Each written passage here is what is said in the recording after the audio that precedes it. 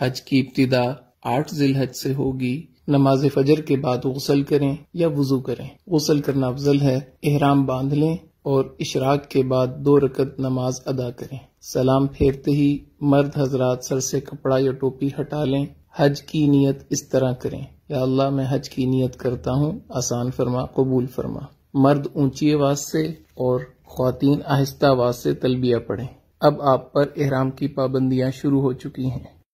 احرام کی حالت میں تلبیہ پڑھتے ہوئے مینا پہنچنا ہے۔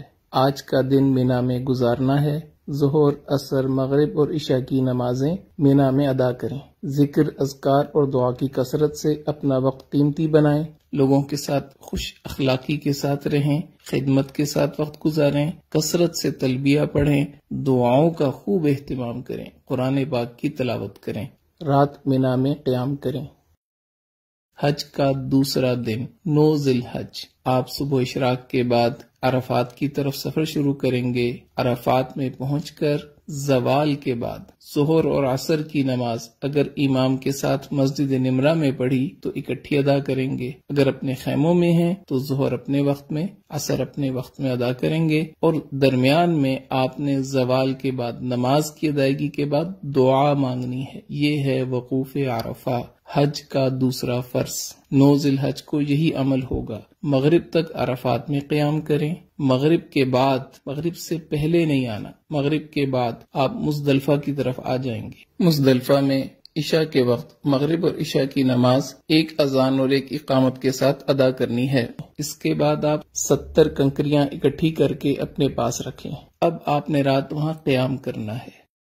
10 ذی الحج، حج کا تیسرا دن، اور آپ اس وقت مزدلفہ کے میدان میں ہیں۔ فجر کی نماز ادا کرنے کے بعد وقوف مزدلفہ یعنی مزدلفہ کے میدان میں کھڑے ہو کے دعا مانگنا، یہ حج کا پہلا واجب ہے۔ اس کے بعد آپ جب سورج تھوڑا طلوع ہو جائے تو رمی کے لیے مینا کی طرف چلیں گے۔ یاد رکھ لیں 10 ذی الحج آج آپ نے 5 واجب پورے کرنے ہیں، ایک فرض کی آخری ادائیگی کرنی ہے۔ پہلا واجب وقوف مزدلفہ ادا ہو گیا۔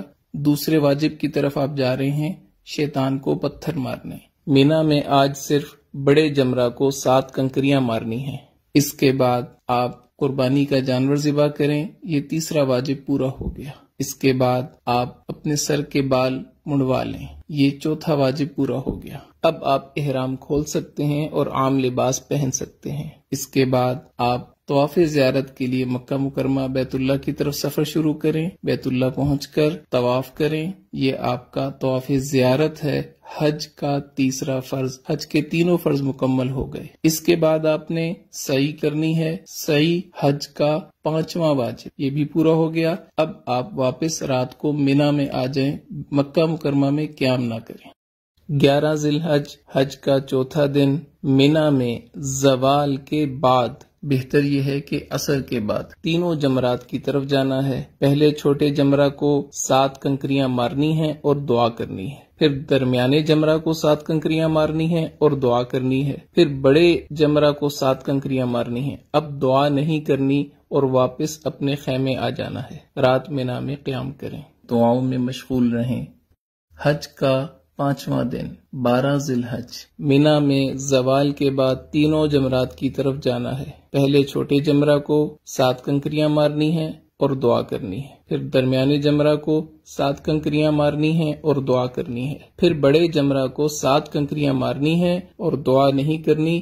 اب آپ کے پاس اختیار ہے، اگر آپ رات مینا میں قیام کرنا چاہیں تو 13 کی رمی آپ کے ذمہ ہوگی۔ اگر آپ رات قیام نہیں کرتے، آپ واپس مکہ مکرمہ اپنی بلڈنگ میں آ سکتے ہیں۔ بہتر یہ ہے کہ اپنے خیمے میں آئیں اور 13 ذی الحج کی رمی زوال کے بعد تینوں جمرات کو پتھر مارنے کے بعد مکہ مکرمہ واپس آ جائیں۔ اب صرف ایک واجب رہ گیا، طواف وداع۔ وداع یعنی رخصت ہونے والا طواف، یہ حج کا 6واں واجب ہے۔ آپ کے سارے مناسک پورے ہو گئے، 3 فرض آپ نے پورے کیے، 6 واجب آپ نے پورے کیے، آپ کا حج مکمل ہو گیا۔